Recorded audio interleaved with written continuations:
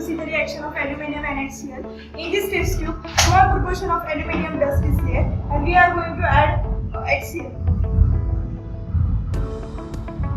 You can see the reaction aluminium and HCl. The foam is formed, you can see.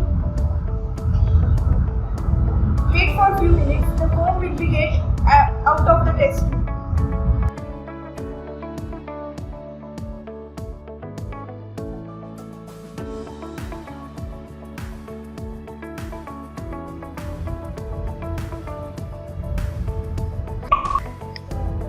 You get the voice of pop. You can see the foam is going out of the test tube. Is the reaction of the aluminium and HCl.